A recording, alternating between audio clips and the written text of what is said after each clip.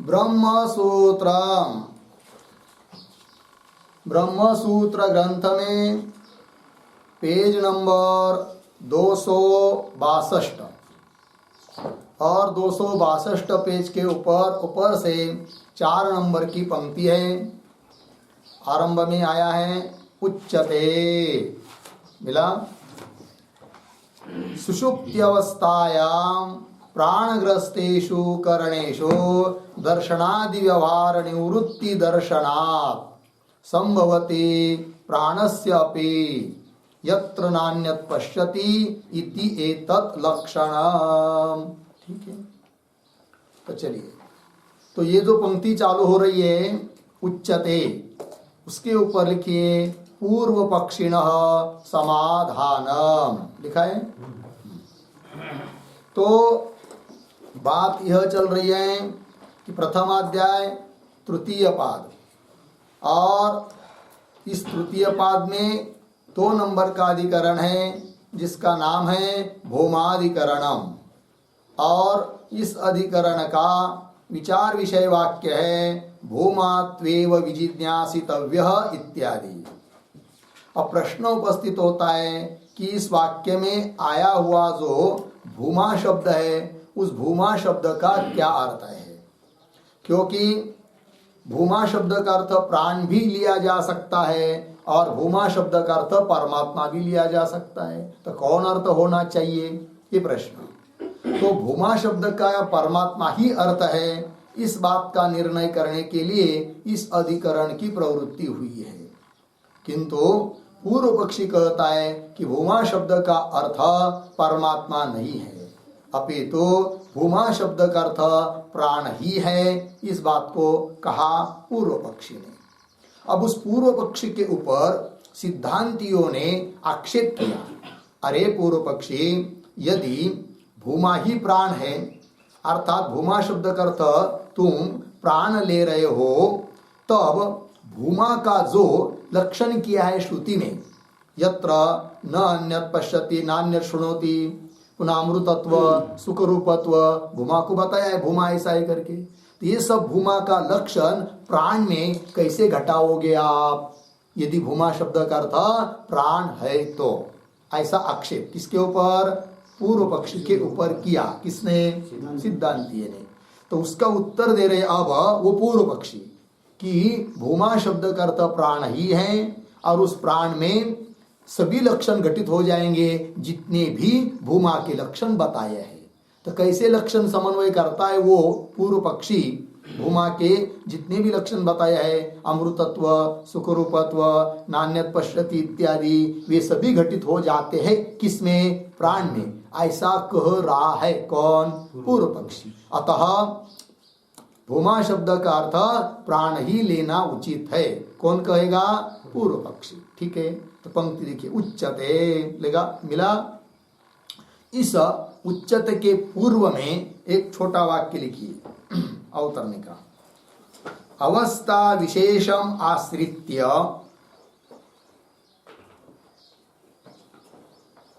अवस्था विशेषम आश्रित्य आह पूर्व पक्षी, आह पूर्व पक्षी उच्यते इति। ठीक है, देखो भाई, तो अवस्था विशेष को लेकर उत्तर दे रहा है उस आक्षेप का वह पूर्व पक्षी। तो क्या कहता है, पंक्ति को पढ़ते हैं, उच्यते सुषुप्त्यवस्थायां प्राणग्रस्तेषु करणेषु सत्सु इत्यर्थः दर्शनादि व्यवहार निवृत्ति दर्शनात्। ठीक है जी, आगे, संभवति प्राणस्य अपि यत्र नान्यत् पश्यति इति एतत् लक्षणम्। तो दर्शनादि व्यवहार निवृत्ति दर्शनात्, यहाँ तक ठीक है, आगे के पदों का थोड़ा अन्वय करेंगे, बीच में आया है ना, दर्शनादि व्यवहार निवृत्ति दर्शनात्, उसके आगे पढ़ेंगे कैसा, यत्र नान्यत् पश्यति इति एतत् लक्षणम्,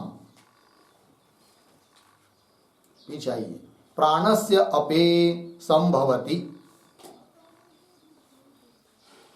ठीक है, चलिए, तो क्या कहता है वो, तो सुषुप्ति अवस्थायाम, सुषुप्ति अवस्था में क्या होता है, प्राणग्रस्तेषु करणेषु सभी करणों का इंद्रियों का लय हो जाता है। किसमें, प्राण में।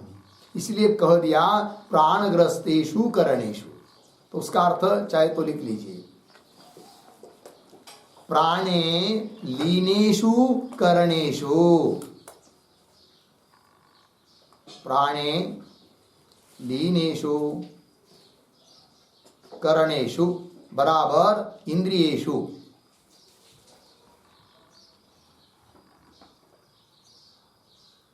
हो गया। चलिए, तो प्राण में सभी इंद्रियों का लय हो जाता है। कब, सुषुप्ति अवस्था में। किंतु उस अवस्था में भी प्राण है, वहां पर अपना अपना कार्य कर रहे, इंद्रिय कार्य नहीं कर रहे, किंतु प्राण तो कार्य कर रहे हैं सुषुप्ति अवस्था में भी। ठीक है, तो उस सुषुप्ति अवस्था में कोई देखने का काम, सुनने का काम होता है क्या? नहीं, कुछ नहीं होता है। इसलिए श्रुति ने कहा नान्यत पश्यति, क्योंकि सुषुप्ति अवस्था में कौन विद्यमान है? प्राण विद्यमान है, और प्राण ही भूमा है। फिर भूमा का लक्षण जो बताया, न अन्यत पश्यति, दूसरे को देखता नहीं है, दूसरे को सुनता नहीं है, कैसा घटाओगे प्राण में भूमा का लक्षण? तब पूर्व पक्षी बोल रहा है सुषुप्ति अवस्था में सभी करण, सभी इंद्रियां लीन हो जाती है, अर्थात देखने सुनने का काम कुछ नहीं बनता है, किंतु प्राण उस समय विद्यमान है। अतः श्रुति ने सुषुप्ति अवस्था को लेकर बताया है क्या? न अन्यत पश्यति न अन्यत शृणोति। तो लग गया, लक्षण घटित हो गया। किसमें? प्राण में। किसका? भूमा का। अतः भूमा शब्द का अर्थ प्राण है। वही करे, सुषुप्ति अवस्थायाम प्राणग्रस्तेषु करणेषु दर्शनादि व्यवहार निवृत्ति दर्शनात्। दर्शनादि मतलब देखना, सुनना, ये सभी व्यवहारों की क्या हो जाती है? निवृत्ति। कोई व्यवहार रहता नहीं है। कहां पर? सुषुप्ति अवस्था में। दर्शनादि व्यवहार निवृत्ति दर्शनात् यत्र नान्यत पश्यति इति एतत् लक्षणम। यह जो भूमा का लक्षण है कि जहां जिस अवस्था में न अन्य को देखता है न अन्य को सुनता है, यह लक्षण प्राणस्य अपि संभवति, प्राण में भी घटित हो जाता है। तो लग गया लक्षण। अतः प्राण शब्द का अर्थ भूमा ही है, यह बात की सिद्धि हो गई पूर्व पक्षी के अनुसार। ठीक है, आगे चलिए, इसी बात को और स्पष्ट कर रहा है। तथा च श्रुति न शृणोति न पश्यति इत्यादिना सर्वकरण व्यापार प्रत्यस्तमय रूपां सुषुप्त्यवस्थां उक्त्वा प्राणाग्नयः एव एतस्मिन् पूरे जाग्रति इति तस्याम् एव अवस्थायां पंचवृत्तेः प्राणस्य जागरणं ब्रुवति प्राण प्रधानाम सुषुप्ति अवस्थाम दर्शयति। हो गया। तो थोड़ा शुरू के शब्दों का थोड़ा अन्वय। तथा च न शृणोति न पश्यति इत्यादिना, पीछे आइए, श्रुति ही आगे सर्वकरण व्यापार प्रत्यस्तमय रूपाम, आगे सरल है, अर्थ को देखिए भाई। तथा च, और क्या? तो न शृणोति न पश्यति, न शृणोति न पश्यति के ऊपर शेष वाक्य, शेष शब्द समझ लीजिए, सुषुप्तः पुरुष इति शेषः। न शृणोति न पश्यति आया ना, उस पर शेष वाक्य क्या? सुषुप्तः पुरुष इति शेषः।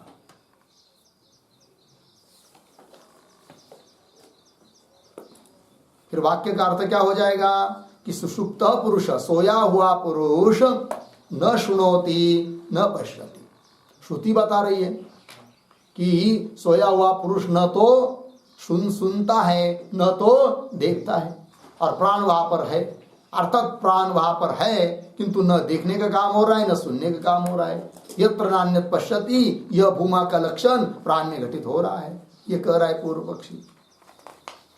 तथा च न शुणोति न पश्यति इत्यादिना, इत्यादि वाक्य के द्वारा श्रुति क्या करती है, सर्वकरण व्यापार प्रत्यस्तमय रूपाम सुषुप्ति अवस्था, सुषुप्ति अवस्था इसका विशेषण है। सर्वकरण व्यापार प्रत्यस्तमय रूपाम है कि नहीं, मतलब क्या, तो जिसमें सभी इंद्रियों का व्यापार अस्त हो जाता है, ऐसी अवस्था कौन सी, सुषुप्ति अवस्था।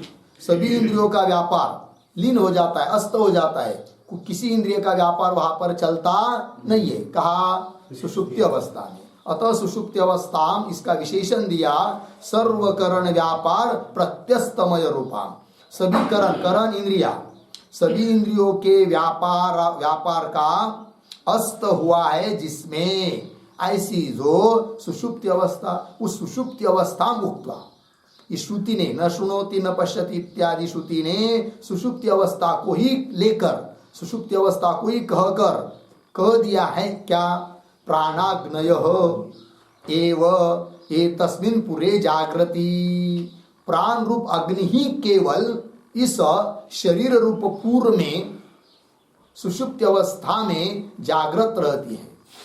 कौन, प्राण रूप अग्नियां जागृत रहती, मतलब अपना अपना व्यापार करती है। कौन, प्राण, तो प्राण रूप अग्नि अर्थात प्राण अपना अपना व्यापार करते हैं, और बाकी सभी इंद्रियां कोई व्यापार देखना सुनने का करती नहीं है।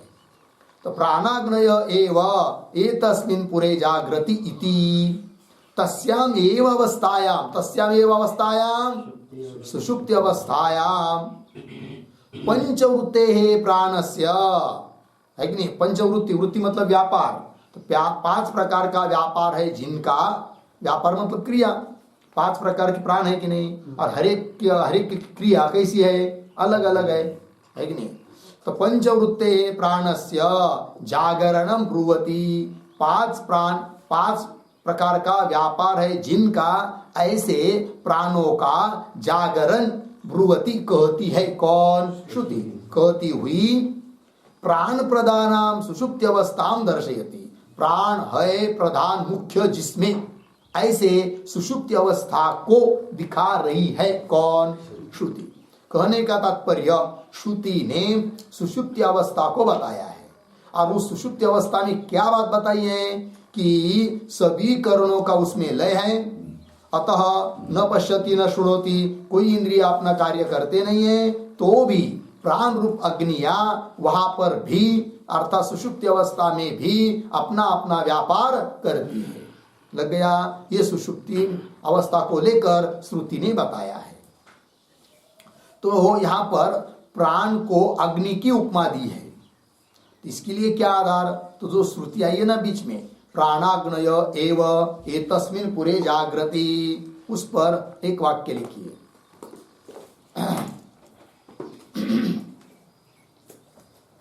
उद्धरण चिन्ह में, गार्हपत्यो ह वा एषो के बाद अवग्रह, पानः मतलब अपानः,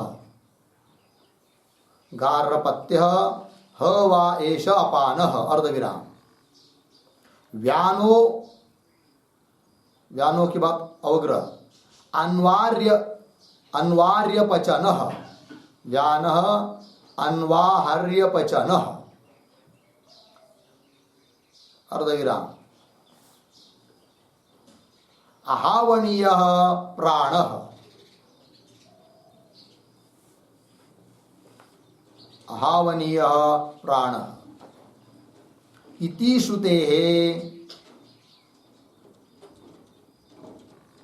श्रुतेः प्राणाः बराबर अग्नयः पूरे बराबर शरीरे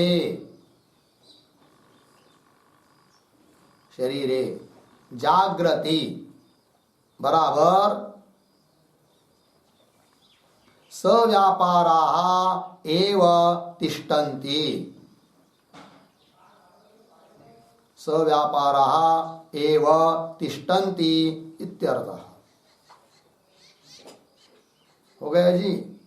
प्राणों को अग्नि की उपमा दी गई है श्रुति में। गार्हपत्य नाम का अग्नि वो कौन है? यही अपान है।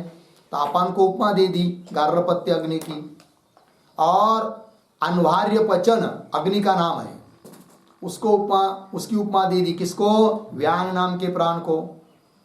और आहवनीय प्राण, आहवनीय नाम का भी एक अग्नि है, उसकी उपमा दे दी प्राण को। इस प्रकार प्राण अर्थात प्राण रूप अग्निया पूरे अर्थात इस शरीर में सुषुप्त अवस्था काल में भी जागृति, जागृति का अर्थ कर दिया सव्यापारा एवं भवन्ति, अपना अपना व्यापार करते हैं। कौन? प्राण। केवल प्राण ही अपना व्यापार करते हैं, ठीक है ना। तो सव्यापारा एव तिष्ठन्ति इत्यर्थ। तो प्राणों को अग्नि की उपमा दी गई है। अतः यहाँ पर भी भाष्य में जो श्रुति आई है प्राणाग्नयः एव एतस्मिन् पुरे जागृति, प्राण रूप अग्निया ही इस पूर्व में अर्थात शरीर में जागृति अर्थात अपना अपना व्यापार करती है, ऐसा बताया है। सुषुप्ति अवस्था में प्राण प्रधान है, प्राण मुख्य है। लग गया? हाँ। और उस प्राण में लक्षण घटित भी हो जाता है भूमा का, नान्यत पश्यति इत्यादि। ठीक है, आइए।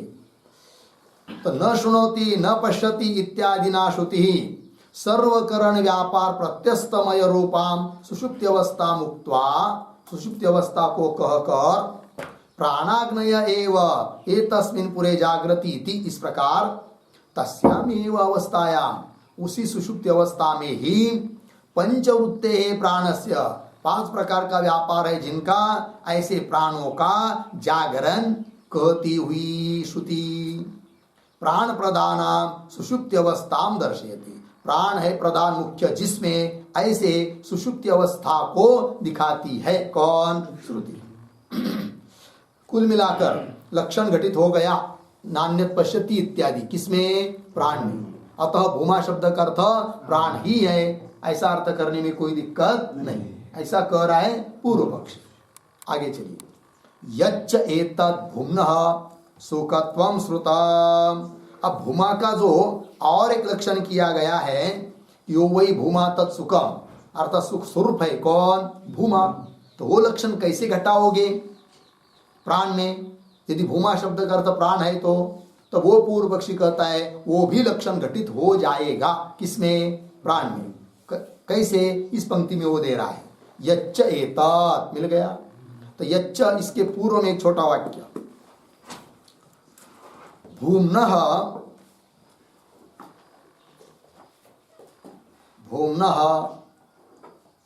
सुखत्वं लक्षणम अपि, सुखत्वं लक्षणम अपि प्राणे योजयति, प्राणे योजयति पूर्व पक्षी किंवा पूर्व पक्ष यच्च एतत् इत्यादिना। ठीक है, देखो भाई अर्थ। तो भूमा का जो सुख रूपत्व लक्षण किया गया है उसको भी प्राण में घटित कर रहा है, जोड़ रहा है, समन्वित कर रहा है पूर्व पक्षी। तो पंक्ति को देखिए, यत् च एतत्, भाष्य में यच्च एतत् भूम्नः सुखत्वं श्रुतम् यो वै भूमा तत्सुखम इति। मिल गया पंक्ति? यो वै भूमा तत्सुखम इति एतत् यच्च भूम्नः सुखत्वं श्रुतम्।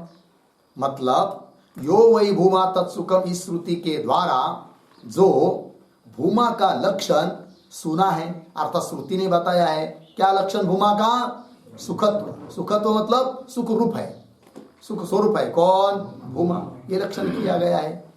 तो आगे इति तद अपि अविरुद्धम, उसके साथ भी कोई विरोध नहीं है, अर्थात ये सुखरूपत्व लक्षण भी प्राण में घटित हो जाता है।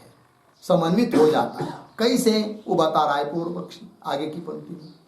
अत्र एषः देव स्वप्नान् न पश्यति अथ यत् एतस्मिन् शरीरे सुखम भवति। श्रुति दिया, श्रुति के आधार पर लक्षण घटा रहा है वो। इति सुषुप्ति अवस्थायाम एव सुख श्रवणात्, तो लक्षण का समन्वय हो गया। पंक्ति देखिए, अत्र एषः देवः, देवः, देव शब्द का अर्थ कीजिए जीव।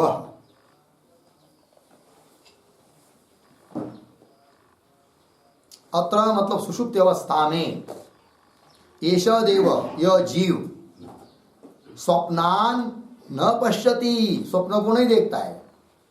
तीन अवस्था होती है, जागृत, स्वप्न, सुषुप्ति। स्वप्न एक स्वतंत्र अवस्था है। जब जागृत अवस्था में रहता है तब भी स्वप्न को नहीं देखता है, और जब सुषुप्ति अवस्था में रहता है तब भी स्वप्न को नहीं देखता है। ठीक है, वही कह रहे हैं। अत्र मतलब सुषुप्ति अवस्था में एष देव अर्थात जीव स्वप्नान न पश्यति, स्वप्न को नहीं देखता है। अथ यत् एतस्मिन् शरीरे सुखम भवति, लग गया कि नहीं।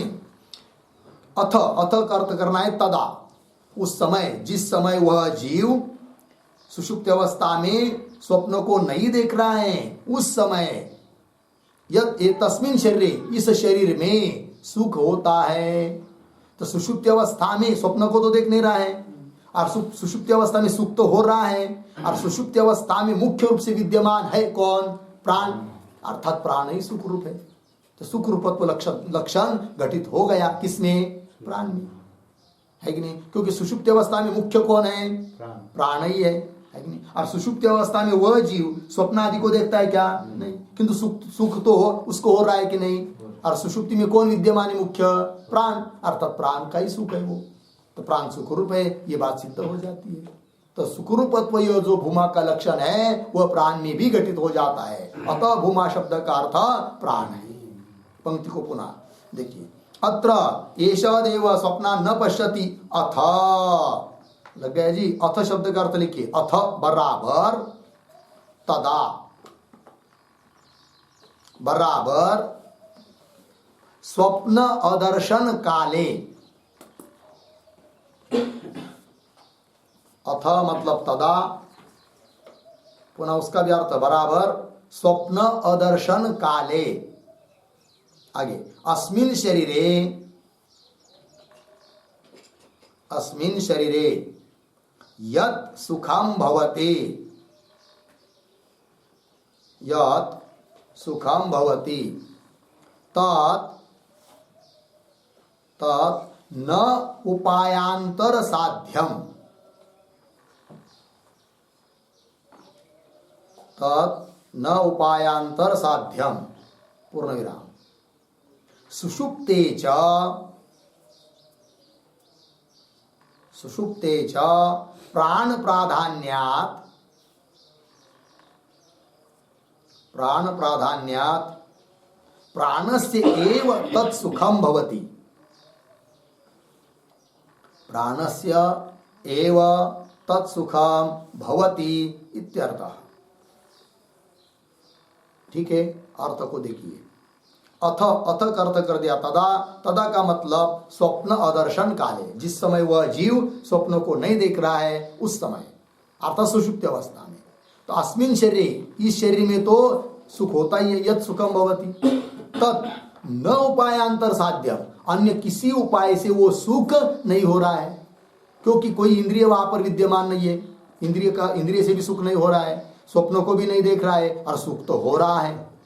और सुषुप्ति में प्राण ही प्रदान होते हैं, अर्थात वो सुख किसका है, प्राण का है। ये बात सिद्ध हो जाती है। यत् सुखम भवति तद न उपायांतर साध्यम, क्यों, सुषुप्ते च प्राण प्राधान्यात्, सुषुप्ति अवस्था में प्राण प्रदान होते हैं। सुषुप्ते प्राण प्राधान्यात् प्राणस्यैव तत्सुखम, इसलिए वो सुख किसका है, प्राण का है। अर्थात सुख रूप कौन हुए, प्राण। भूमा का लक्षण है कि नहीं, तो प्राण में घटित हुआ। इस क्यों घटित हुआ, इसलिए घटित हुआ कि भूमा शब्द का अर्थ प्राण है। यदि भूमा शब्द का अर्थ प्राण नहीं होता तो उस प्राण में भूमा का लक्षण घटित नहीं हो पाता। लग गया। तो पूर्व पक्षी का निर्णय हुआ क्या, भूमा शब्द का अर्थ प्राण है। चलिए मूल में, यच्च एतत् भूम्ना सुखत्वम श्रुतम, कहा श्रुतम, भाष्य में पंक्ति मिली, यच्च एतत् भूम्ना, भूम्ना मतलब भूमा का, सुखत्वम श्रुतम, भूमा सुखरूप है ऐसा श्रुति ने बताया है। का कौन श्रुति ने, वो श्रुति भी दे रहे, यो वही भूमा तत्सुखम, जो भूमा है वही सुखरूप है, इति तदपि अविरुद्धम, उसके साथ भी कोई विरोध नहीं है, अर्थात वो भूमा का लक्षण भी पुनः प्राण में घटित हो जाता, ये कहना।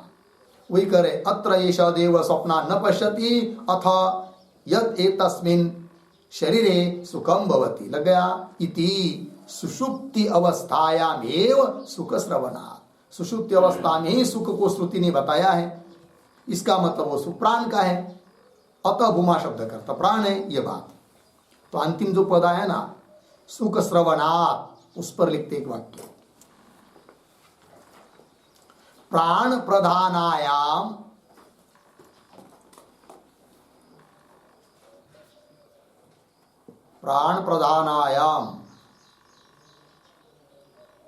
सुषुप्त्यवस्थायाम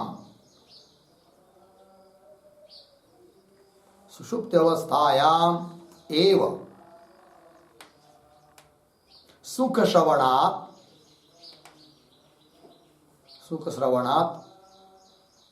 प्राणस्य सुखरूपत्वम्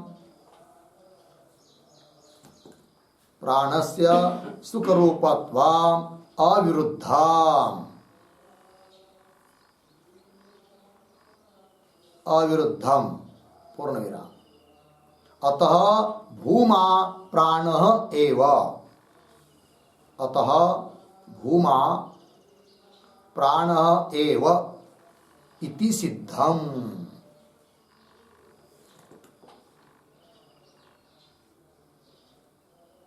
हो गया, देखो भाई अर्थ, तो प्राण प्रधानायाम सुषुप्ति अवस्थायाम, प्राण है प्रधान मुख्य जिसमें, ऐसी जो सुषुप्ति अवस्था, उस सुषुप्ति अवस्था में ही सुख श्रुति ने बताया है, सुख श्रवणात्, श्रुति ने सुख बताया है और अनुभव भी हो रहा है, तो सुषुप्ति अवस्था में सुख का अनुभव होता है, तभी तो जागृत में आने के बाद सुख का स्मरण होता है, लग गया। सुख श्रवणात् प्राणस्य सुख रूपत्वम अविरुद्धम, प्राण सुख रूप है यह कहने में कोई विरोध नहीं, अतः भूमा प्राण एव, भूमा कौन है, प्राण ही है, प्राण एव इति सिद्धम, लग गया। आगे चलिए, और सिद्ध कर रहा है भाई वो, यच्च यो वै भूमा तद अमृतम इति तदपि प्राणस्य अविरुद्धम।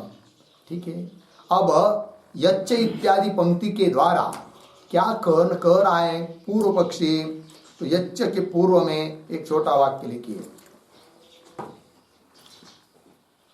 भूम्नः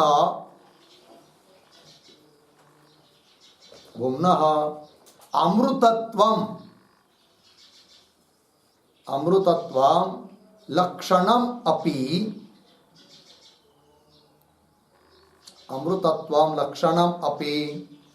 पूर्व पक्षी प्राणे योजयति, पूर्व पक्षे प्राणे योजयति यच्च इति।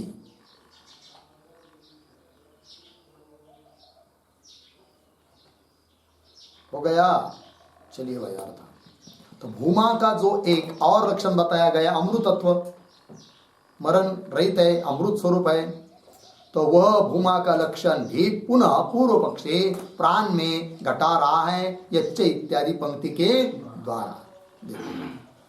यच्च यो वै भूमा तद अमृतम, ये भूमा का लक्षण बताया है श्रुति ने कि जो भूमा है वही अमृत स्वरूप है, इति, ये जो भूमा का लक्षण कहा है, तद अपि प्राणस्य अविरुद्धम, वह लक्षण भी प्राण के लिए कोई विरुद्ध नहीं है, अर्थात प्राण में वह लक्षण भी घटित हो जाता है।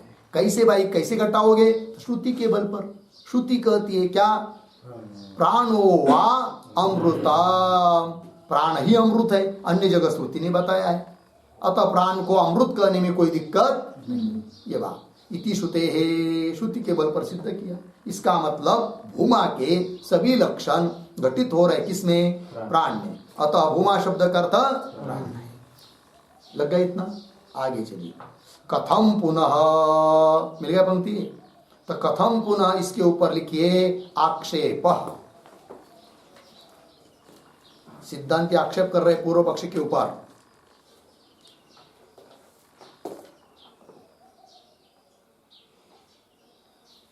क्या आक्षेप है देखिए। कथम पुनः प्राण भूमानं मन्यमानस्य तरति शोकम आत्मवित् इति आत्मविविदिशया प्रकरणस्य उत्थानम उपपद्यते। ठीक है, सरल शंका है। सिद्धांती करे, अरे भाई हे पूर्व पक्षी, तुम प्राण को ही भूमा कह रहे हो, ठीक? और प्राण यदि भूमा है तो इस प्रकरण के मुख्य शुरू में, आरंभ में तरति शोकम आत्मवित् इत्यादि के द्वारा आत्मा को बताने की इच्छा से, आत्मज्ञान की इच्छा से जो बताया गया है, तरति शोकम आत्मवित्, आत्मा का प्रतिपादन करने की इच्छा से शुरू हुआ है प्रकरण। फिर उसका ही प्रतिपादन होना चाहिए ना। और तुम तो कह रहे अंतिम में आया प्राण, फिर प्राण के बाद भूमा का उपदेश है। हम सिद्धांती तो कहते भूमा का अर्थ परमात्मा है, तो प्रकरण के आरंभ की संगति लग जाती है। किंतु हे पूर्व पक्षी, तुम तो कहते हो प्राण शब्द, भूमा शब्द का अर्थ क्या है? प्राण है। किंतु प्रकरण का आरंभ तो आत्मा को कहने की इच्छा से हुआ है, और फिर अंतिम में किसको कह रहे हैं? प्राण को कह रहे हैं, क्योंकि भूमा का अर्थ प्राण ही कर रहे हो तुम। तो प्रकरण के आरंभ में जो शुरुआत हुई है उसकी संगति कैसी लगाओगे? प्रकरण का आरंभ में जो कहा है उसकी उपपत्ति कैसी होगी, संगति कैसी होगी? ऐसा आक्षेप सिद्धांतियों का किसके ऊपर? पूर्व पक्ष के ऊपर। पंक्ति देखिए। कथम पुनः प्राणम भूमानम मन्यमानस्य, प्राण ही भूमा है ऐसे मानने वाले के मत में तरति शोकम आत्मवित् इति आत्मविविदिशया, मतलब आत्मज्ञान की इच्छा से प्रकरण से उत्थान, प्रकरण का उत्थान मतलब आरंभ, प्रकरण का आरंभ हुआ है, उसकी उपपत्ति कैसी होगी? कथम उपपद्यते, कथम का अन्वय उपपद्यते के साथ है, ठीक है ना? तो पुनः प्राणम भूमानं मन्यमानस्य तरति शोकम आत्मवित् इति आत्मविदिशया प्रकरणस्य उत्थानम कथम उपपद्यते, कैसा उपपन्न होगा? इसका मतलब प्रकरण का आरंभ हुआ है अन्य चीज से और उपसंहार हो रहा है अन्य चीज से। ये सिद्ध हो जाएगा तुम्हारे मत में पूर्व पक्षी। तो बताओ फिर कैसे करोगे? ठीक है, तो उत्तर दे रहा है वो कौन? पूर्व पक्षी। आगे की पंक्ति में प्राण एवं मिल गया, उसके ऊपर लिखिए पूर्व पक्षिणः समाधानम।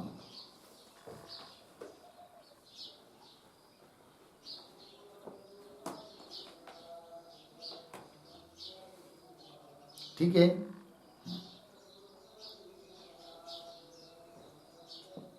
पूर्व पक्षी न समाधान मतलब पूर्व पक्षी समाधान दे रहा है, पूर्व पक्षी के ऊपर किए हुए आक्षेप का समाधान वो दे रहा है। कैसा क्या समाधान दे रहा है? तो पंक्ति चालू हो रही है प्राण मिला, उसके पीछे अवतरणिका के रूप में एक वाक्य लिखते हैं, तो कहने का अभिप्राय समझ में आ जाता है। देखिए, अस्य प्रकरणस्य उपक्रमः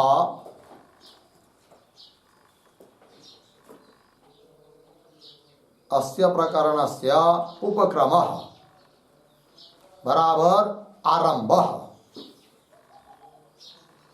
आरंभः आत्मपदेन अस्ति, आत्मपदेन अस्ति अर्धविराम, तेन उपक्रम विरोधः भवति, तेन उपक्रम विरोधः भवति पूर्णविराम इति अतः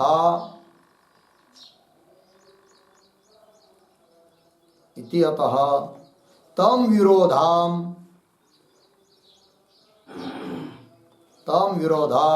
पूर्व पक्षी परिहरति,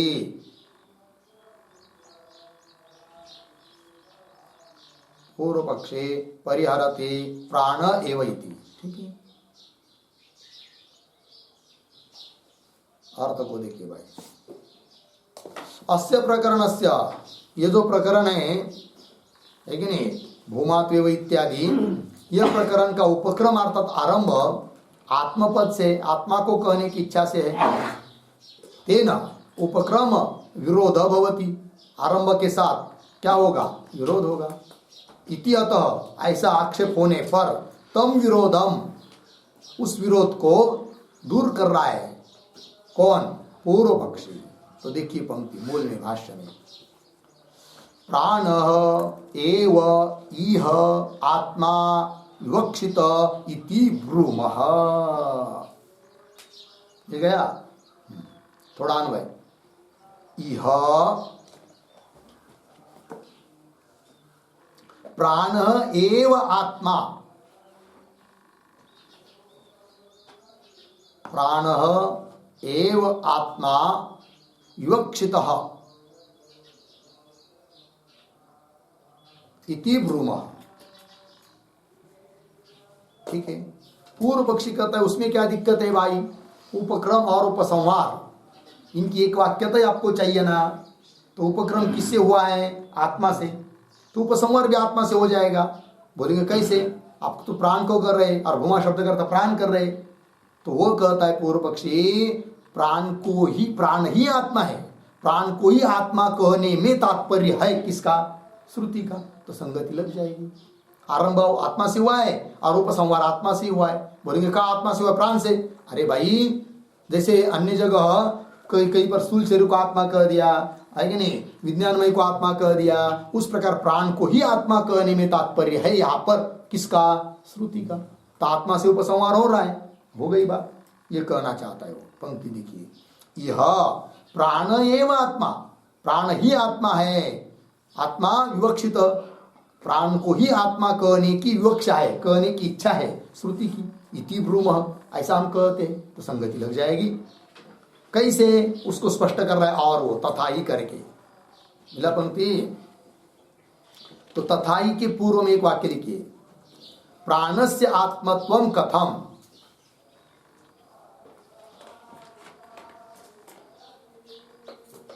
प्राणस्य आत्मत्वम कथम इति आशंक्य, इति आशंक्य श्रुतत्वात् इति आह,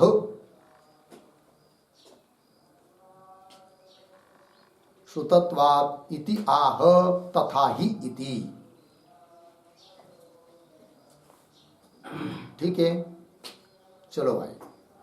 तो उसने क्या कहा इस पंक्ति के पहले कि प्राण को ही आत्मा कहना चाहती है कौन, श्रुति। तब पुनः उसके ऊपर कोई आक्षेप करेगा, अरे भाई प्राणस्य आत्मत्वम कथम, प्राण कैसा आत्मा हो सकता है, आत्मा अलग चीज है, प्राण को आत्मा कैसा कह रहे हो आप, कि प्राण को आत्मा समझकर श्रुति ने प्रतिपादन किया है, ये तुम्हारा कहना ठीक नहीं। ऐसा कोई बोलेगा किसको, पूर्व पक्षी को। तो वो पूर्व पक्षी बोलता है हम हमारे मन से थोड़ी कह रहे हैं, बहुत जगह ऐसे उदाहरण मिल जाते हैं कि प्राण को ही आत्मा कहा है श्रुति ने। बोलेंगे उदाहरण बताओ, तो प्रमाण दे रहा है वो किस बात के लिए, कि प्राण ही आत्मा है, अर्थात अनेक जगह प्राण को भी आत्मा शब्द से कहा गया है। उस प्रकार यहाँ पर भी मान लेंगे तो उपक्रम के साथ विरोध नहीं होगा, ये उसका कहना है। तो तथा ही, तो श्रुति दे रहा है, प्राणो ह पीता अर्धविराम, प्राणो माता अर्धविराम, प्राणो भ्राता अर्धविराम, प्राणः स्वसा अर्धविराम, प्राणः आचार्यः अर्धविराम, प्राणो ब्राह्मणः इति प्राणम एव सर्वात्मानं करोति। ठीक है ना, देखो भाई, तो श्रुति बताती है प्राण ही पीता है, प्राण ही माता है, प्राण ही भाई है भ्राता, प्राण ही स्वसा, स्वसा भगिनी बहिन है कि नहीं, प्राण ही बहिन है, भगिनी लग गया ना, और प्राण ही आचार्य है, प्राण ही गुरु है, प्राण ही ब्राह्मण है। इति, इस प्रकार प्राणमेव सर्वात्मानं करोति, सबका आत्मा के रूप में किसको बताया है, प्राण को ही बताया है कि नहीं। तो वही कह दिया प्राणमेव सर्वात्मानं करोति, लग गया। तो श्रुति ने बताया प्राण को आत्मा, अतः यहाँ पर भी मान लेंगे तो उपक्रम के साथ विरोध नहीं होगा और सिद्ध हो जाएगा क्या, भूमा प्राण ही है। ठीक है, तो चलिए, इति प्राणमेव सर्वात्मानं करोति, सर्वात्मानं करोति आया है ना, उस पर एक वाक्य, श्रुति सर्वाधिष्ठानम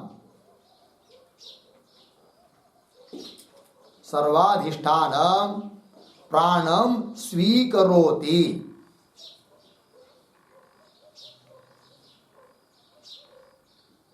प्राणम स्वीकरोति इति अभिप्रायः, इति अभिप्राय अर्धविराम। प्राणे सर्वं समर्पितम्, प्राणे सर्वं समर्पितम् इति च श्रुत्या उक्तत्वात्, इति च श्रुत्या उक्तत्वात् पूर्णविराम। अतः आत्मत्वं प्राणे अपि, अतः आत्मत्वं प्राणे अपि मुख्यम इति भावः, मुख्यम इति भावः। ठीक, देखो भाई यार, तो श्रुति सर्वाधिष्ठान, सबका अधिष्ठान प्राण को ही बता रही है, स्वीकार कर रही है, इति अभिप्राय, अर्थात प्राणे सर्वम समर्पितम। और दूसरी जगह ये भी बताया है कि प्राण में सब कुछ समर्पित है, आएगी श्रुतियां भी। तो प्राणे सर्वम समर्पितम इति च श्रुत्या उक्तत्वात्, ऐसा भी श्रुति ने कहा हुआ होने के कारण इसलिए सिद्ध होता है क्या, अतः आत्मत्वम प्राणे अपि मुख्यम, आत्मत्व प्राण में भी है, अर्थात प्राण को ही आत्मा बताना चाह रही है कौन, श्रुति। अतः कोई उपक्रम के साथ भी विरोध नहीं है। तो भूमा शब्द का अर्थ सिद्ध हुआ कौन, प्राण। कौन कह रहा है, पूर्व पक्षी। लगी बात, चलिए आइए मूल में। इति प्राणमेव सर्वात्मानं करोति, और स्पष्ट कर रहे हैं कि प्राण में सब कुछ समर्पित है, प्राण को ही आत्मा कहना चाहती है श्रुति। ये जो पूर्व पक्षी कहना चाह रहा है उसको पुष्ट कर रहे हैं। और यथा वा अराह नाभौ समर्पिताः एवं अस्मिन् प्राणे सर्वं समर्पितम् इति च सर्वात्मत्व अरनाभि निदर्शनाभ्याम च संभवती वैपुल्यात्मिका भूम रूपता प्राणस्य। ठीक है, देखो भाई, यथा वा अराहा नाभौ समर्पिता। अरे अरा, अरे पता है अरा क्या होता है? अरा वो गाड़ी का जो, बैलगाड़ी का जो चक्का होता है, चाक है कि नहीं, उसमें बीच में एक क्या होती, तुम्बी, क्या बोलते उसको, तुम्बी। वो तो आँख होता है, लोहे का जो होता है वो आँख, वो आँख का जो चारों तरफ जिसमें चाक है, वो तुम्बा, तुम्बी लकड़ी का, उसके बीच में होता है आँख। अंग्रेजी में क्या कहते हैं उसका आँख को? अंग्रेजी में आँख को क्या कहते हैं? गाड़ी का चेसी, चेसी, चेसी है ना, उसी को कह देगा। बताओ भाई, अंग्रेजी जानने वाले लोग कौन है? हिल चाक हुआ, ठीक है ना। तो चाक का क्या होता है? गाड़ी बैल का जो चाक होता है, सबसे ऊपर एक धाव पट्टी होती है, लोहे का पट्टा होता है, उसके नीचे कुछ लोहे के ऐसे होते हैं, वो पाठे, और उसके नीचे ऐसे खड़े खड़े होते हैं क्या, लकड़ी के, वो आरे, और वो सब आरे जिसमें लगे हुए वो बीच वाला वो तुम्बा है कि नहीं, उसको कहते नाभि संस्कृत में। उस नाभि में सभी आरे क्या होते, समर्पित होते हैं। लग गए कि नहीं? उसी प्रकार ये दृष्टांत हुआ। पंक्ति देखिए, यथा वा अराहा नाभौ समर्पिताः एवं अस्मिन् प्राणे, उस प्रकार इस प्राण में ही सर्वम समर्पितम, प्राण के साथ ही सब जुड़ा हुआ है। प्राण चल जाएंगे तो सब शरीर यहाँ पर मृत जैसा हो जाता है, तो प्राण में सब जुड़ा हुआ है। लग गया कि नहीं? हाँ, इस जुड़ा हुआ है मतलब क्या? प्राण में सब कुछ समर्पित है, ये बात।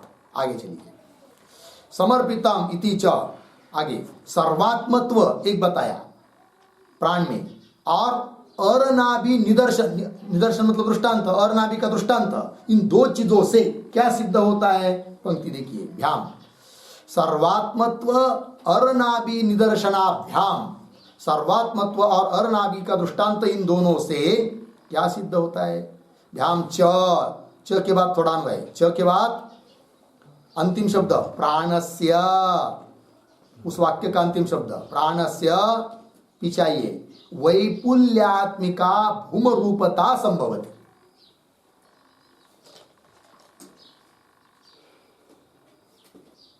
हो गया ना जी? भूम रूपता प्राण में संभव हो जाती है, इसको कह रहे हैं। प्राण में भूम रूपता की योजना कर रहा है पूर्व पक्षी। तो प्राण सर्वात्मक है और अरनाभि के दृष्टांत से प्राण में सब कुछ समर्पित है, सिद्ध हो जाता है। इससे क्या सिद्ध हुआ कि प्राणस्य वैपुल्यात्मिका भूम रूपता। भूम का अर्थ क्या होता है? भूमा, भूमा मतलब बहुतता, बहुत्व बताया था ना उस दिन, अर्थात वैपुल्य है कि नहीं? तो वैपुल्यात्मिका जो भूम रूपता है, बहुतता रूप जो भूम रूपता है, वो सिद्ध हो जाती है किसने? प्राण में। अतः सिद्ध हुआ भूमा कौन है? प्राण ही भूमा है। लग गया? चलिए आगे अंतिम, तस्मात् प्राण भूमा इति एवं प्राप्त। तस्मात् इसलिए प्राण ही भूमा है, इति एवं प्राप्तम, प्राप्तम सिद्धम, सिद्ध कर दिया किसने? पूर्व पक्षी ने। ठीक है, यहां तक पूर्व पक्षी की बात हुई। अब आगे सिद्धांती उत्तर दे रहे हैं। तो क्या उत्तर दे रहे हैं? देखिए आगे, ततः इदम उच्यते, मिल गया? ततः इदम के ऊपर लिखिए सिद्धांत। सिद्धांत अपना सिद्धांत बता रहे हैं कि भूमा शब्द का अर्थ परमात्मा ही है करके। तो सबसे पहले क्या करेंगे? अब पहले भूमा शब्द का अर्थ परमात्मा है, इस बात को सिद्ध करेंगे। कौन? सिद्धांती। फिर उसके बाद जो जो आक्षेप पूर्व पक्षी ने किए हैं उसका एक एक का निराकरण करेंगे। ठीक है जी, ये शैली। ततः इदम उच्यते, क्या उच्यते? परमात्मा एव इह भूमा भवितुम अर्हति। भूमा प्रतीक है, सूत्रस्थ पद। तो परमात्मा एव इह भूमा भवितुम अर्हति न प्राण। कस्मात्, तो सूत्र आ रहा है, तो सूत्र का उच्चार का अर्थ लिखते हैं। तो सूत्र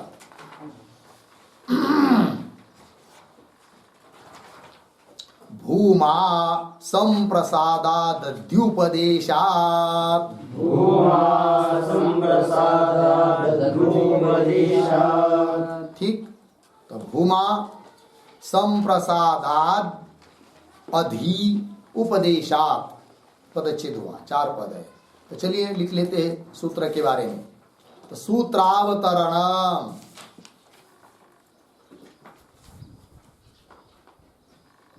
सूत्रावतरणम उद्धरण चिन्ह में भूमात्वेव विजिज्ञासितव्यः, भूमात्वेव विजिज्ञासितव्यः, उद्धरण चिन्ह बंद। इत्यत्र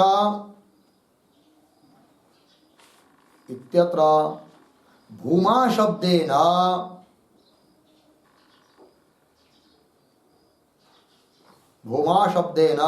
प्राणः गृहीतव्यः भवति,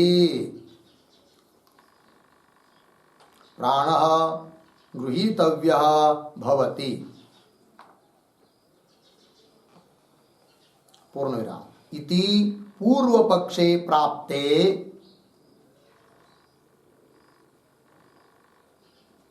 इति पूर्व पक्षे प्राप्ते आह। फिर नीचे की पंक्ति में सूत्राम भूमा संप्रादाद्युपदेशात् 1, 3, 8 पदच्छेद भूमा संप्रसादाद अधि उपदेशात्,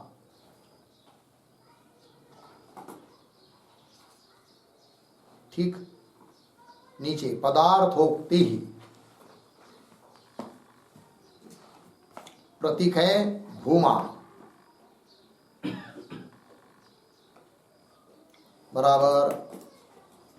उदाहरण चिन्ह में आगे भूमा त्वेव विजिज्ञासितव्यः, भूमा त्वेव विजिज्ञासितव्यः, उदाहरण चिन्ह 1। इति श्रुत्युक्तः भूमा, इति श्रुत्युक्तः भूमा परमात्मा एव भवति,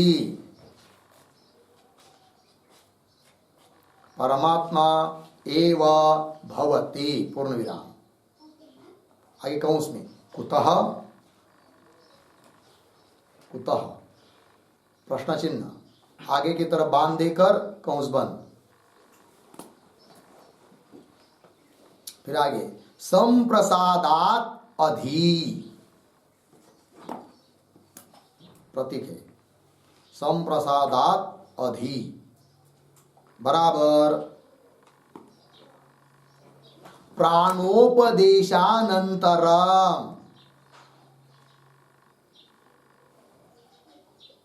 प्राणोपदेशानंतरम, आगे प्रतीक उपदेशात, उपदेशात, बराबर उपदिश्यमानत्वात्,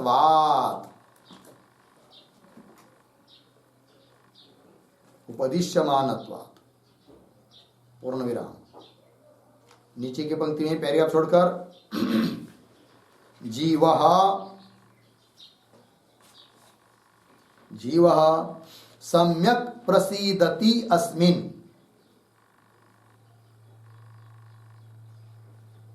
सम्यक् प्रसीदति अस्मिन् इति, इति संप्रसादः,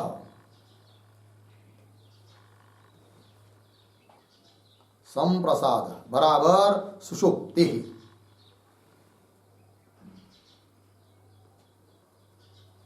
सुषुप्ति अर्धविराम।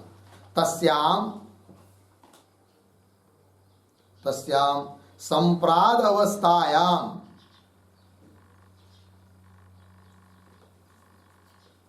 संप्राद अवस्थायाम प्राणः जागर्ति,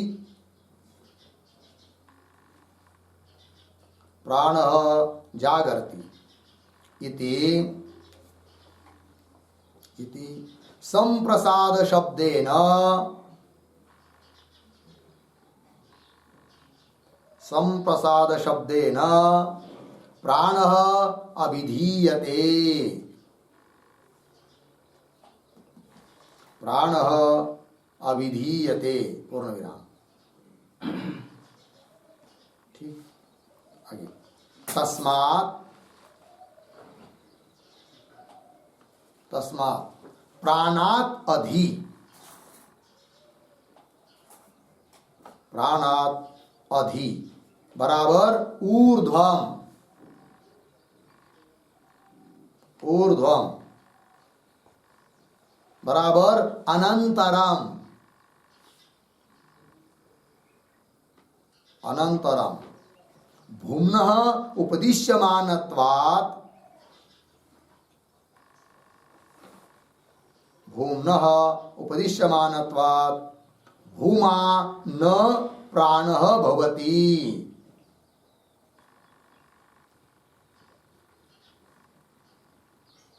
भूमा न प्राणः भवति, पूर्ण विराम। किंतु भूमा परमात्मा एव अस्ति, किंतु भूमा परमात्मा एव अस्ति इत्यर्थः। ठीक, देखो भाई अर्थ। तो सूत्रावतरण में लिखा गया है कि भूमा त्वेव विजिज्ञासितव्य श्रुति वाक्य है। इस श्रुति वाक्य में आया हुआ जो शब्द है भूमा, उस भूमा शब्द से प्राण का ही ग्रहण करना चाहिए, ऐसा कहता है पूर्व पक्षी। तब उसका खंडन करने के लिए आते सिद्धांत सूत्र के माध्यम से। तो सूत्र आता है फिर भूमा संप्रसादात अध्युपदेशात, 138 पदच्छेद हुआ भूमा संप्रसादात अधि उपदेशात। पदार्थोक्ति में बताया गया भूमा, भूमा का अर्थ भूमा तु एव विजिज्ञासितव्य इति श्रुत्युक्तः भूमा। इस श्रुति में आया हुआ शब्द भूमा परमात्मा एव भवति। भूमा शब्द का अर्थ परमात्मा ही है। बोलोगे क्यों, कुतः, कारण क्या? तो बता रहे हैं हेतु संप्रसादात अधि। ठीक है, संप्रसादात अधि इस शब्द का अर्थ कर दिया प्राणोपदेशानंतरम। प्राण का उपदेश करने के बाद भूमा का उपदेश हुआ है। इससे सिद्ध होता है क्या कि भूमा अलग चीज है, भूमा शब्द का अर्थ प्राण नहीं है। तो संप्रसादात अधि प्राणोपदेशानंतरम उपदेशात उपदिश्यमानत्वात्, इसका मतलब भूमा परमात्मा है। अब यहां पर संप्रसादात अधि इन शब्दों का अर्थ किया गया प्राणोपदेशानंतरम। तो वो कैसे? तो संप्रसाद शब्द है, तो संप्रसाद शब्द का शक्यार्थ है सुषुप्ति, उसका मुख्य अर्थ क्या है? सुषुप्ति। किंतु लक्षणावृत्ति से अर्थ लिया जाता है प्राण। संप्रसाद शब्द का लक्षणावृत्ति से कौन अर्थ लिया? प्राण। फिर सूत्र में पद आया है संप्रसादात अधि, अधि का मतलब ऊर्ध्वम, अनंतर।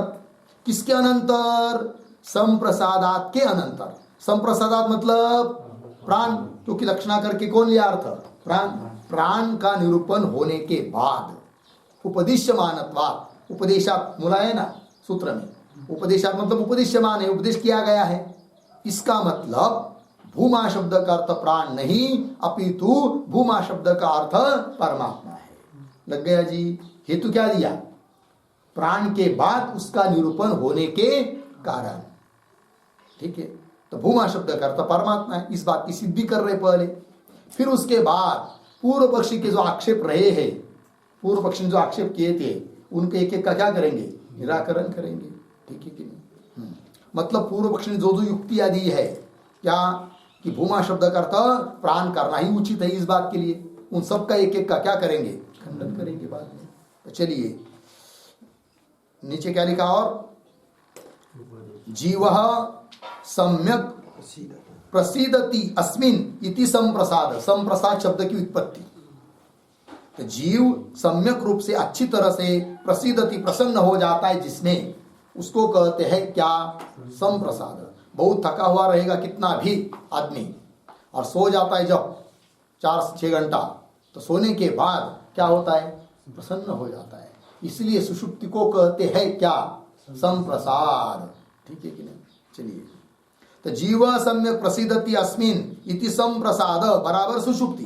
तो संप्रसाद शब्द का अर्थ हुआ सुषुप्ति। ठीक है, तस्याम संप्रसाद अवस्थायाम, उस सुषुप्ति अवस्था में प्राण जागृति, प्राण ही केवल जगता है। इति, ऐसा होने के कारण संप्रसाद शब्देन प्राण अभिधीयते। संप्रसाद शब्द का अर्थ क्या करना? यहाँ पर प्राण। मुख्य अर्थ हुआ सुषुप्ति, सुषुप्ति में प्राण ही मुख्य रूप से जगता है, अतः संप्रसाद शब्द का लक्षणा करके अर्थ लिया गया क्या? प्राण। तस्मात् प्राणात्, संप्रसादात् मतलब प्राणात्, अधि ऊर्ध्वम अनंतरम भूम्ना उपदिश्यमानत्वात्, भूमा का उपदेश किया गया है। इससे सिद्ध होता है कि भूमा न प्राण। कौन है फिर? किंतु भूमा परमात्मा एव अस्ति इत्यर्थ। लग गया पंक्ति? चलिए अब मूल में आइए, भाष्य में।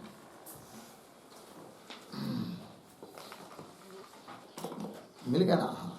प्राणो भूमा इति चल रहा है। हाँ, सिद्धांत। हाँ, ततः इदम उच्यते। मिला? भाष्य में पंक्ति मिली? हाँ, तथा मतलब पूर्व पक्षी का ऐसा कहने पर इदम उच्यते, यह कहा जा रहा है क्या? परमात्मा एव इह भूमा भवितुम अर्हति, परमात्मा ही भूमा होने योग्य है। अर्थात भूमा शब्द का अर्थ परमात्मा करना ही उचित है, न प्राण। प्राण अर्थ करना उचित नहीं।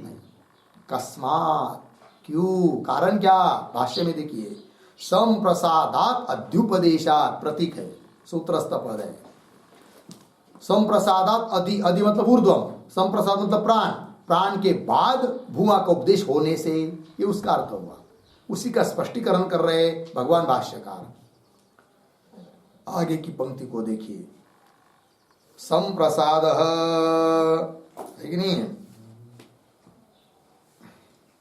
तो ये जो पंक्ति आ रही है ना संप्रसाद, उसके पूर्व में एक वाक्य लिखते हैं उतरने का, लक्षणया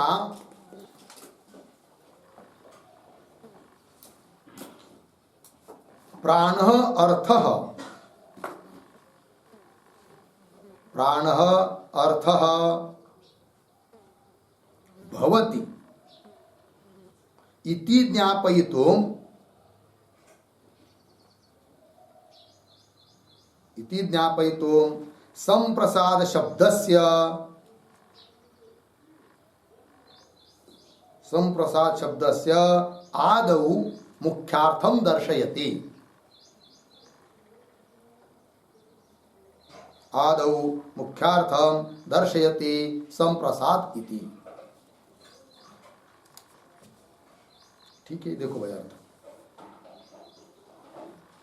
तो संप्रसाद शब्द की लक्षणा करेंगे तो लक्षणा कृति के द्वारा संप्रसाद शब्द का अर्थ प्राण अर्थ है। इस बात को द्योतित करने के लिए, ज्ञापित करने के लिए पहले संप्रसाद शब्द का मुख्य अर्थ बता रहे भगवान भाष्यकार।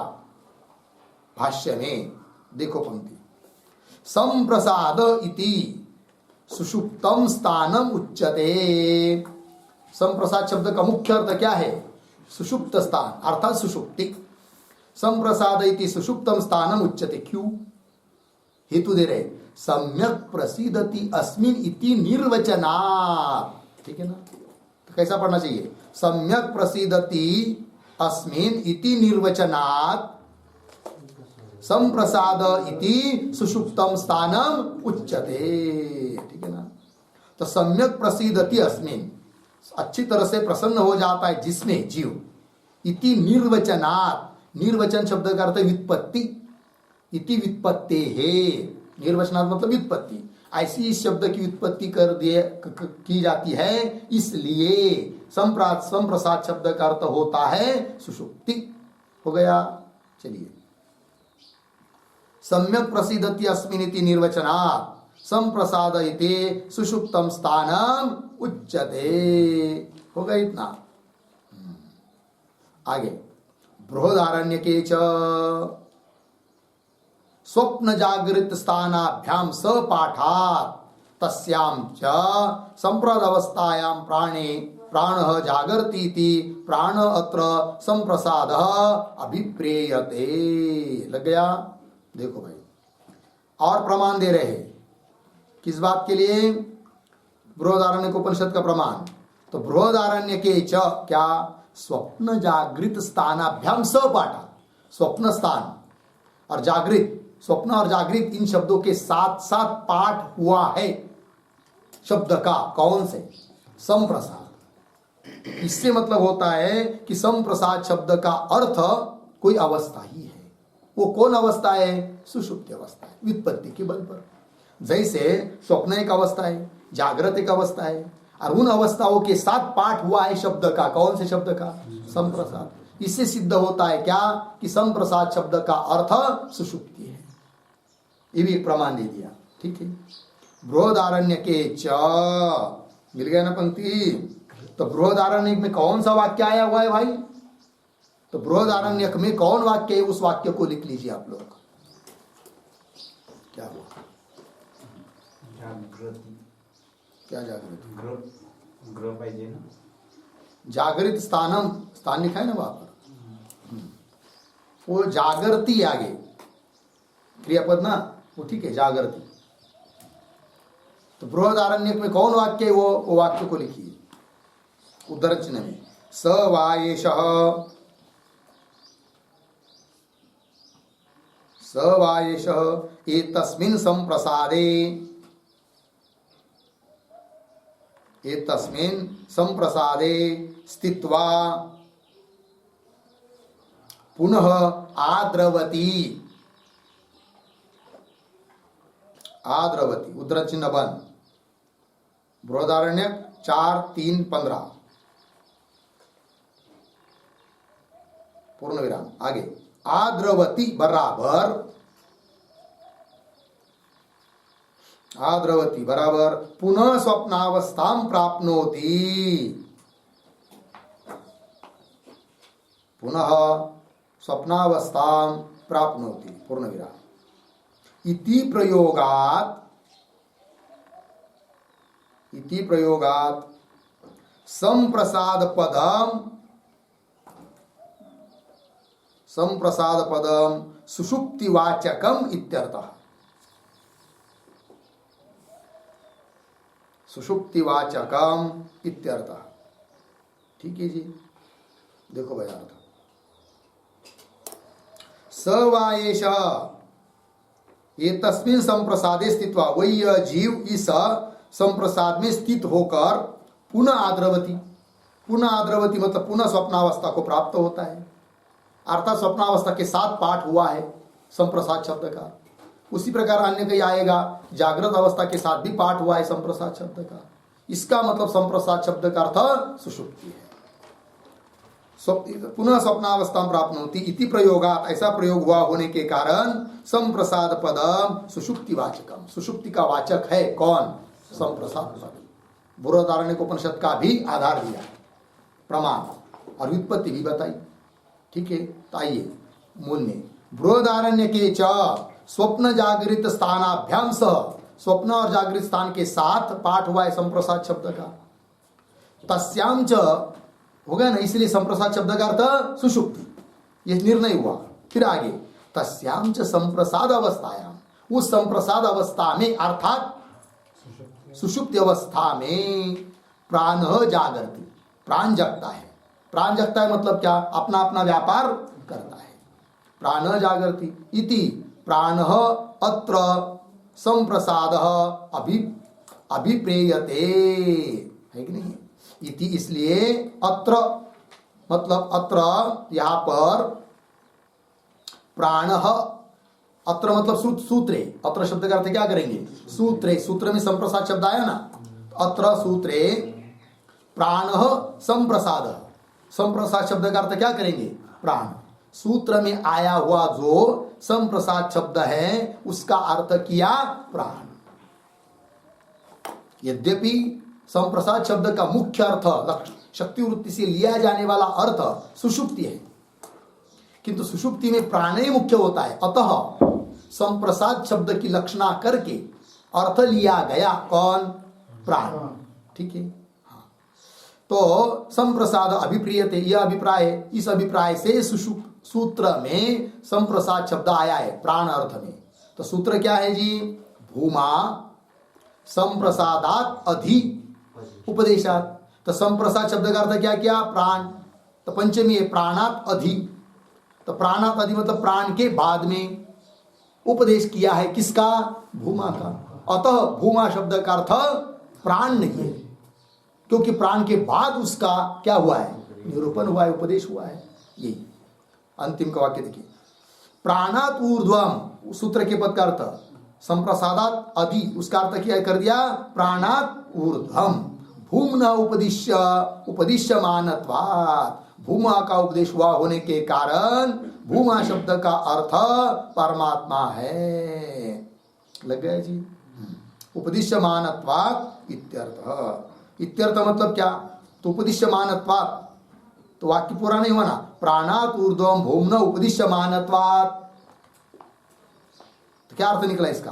प्राण के बाद में भूमा का उपदेश हुआ होने के कारण। लेकिन क्या? तो शेष वाक्य लिखिए उपदिश्यमानत्वात् के ऊपर, भूमा परमात्मा एव भवति इत्यर्थः। भूमा परमात्मा एव भवति इत्यर्थः। ठीक है, चलो। तो प्राणात ऊर्ध्वम, प्राण के बाद भूमा का उपदेश हुआ होने के कारण भूमा शब्द का अर्थ परमात्मा है, ये हुआ सूत्र का अर्थ। अब यदि भूमा शब्द का अर्थ प्राण करेंगे तो क्या दिक्कत आएगी उसको बता रहे आगे। अर्थात एक एक बात का खंडन कर रहे पूर्व पक्षी का। ठीक है, उसका विचार हम लोग बाद में करेंगे। ओम पूर्णमदः पूर्णमिदं पूर्णात् पूर्णमुदच्यते पूर्णस्य पूर्णमादाय पूर्णमेवावशिष्यते। ओम शांति शांति शांति।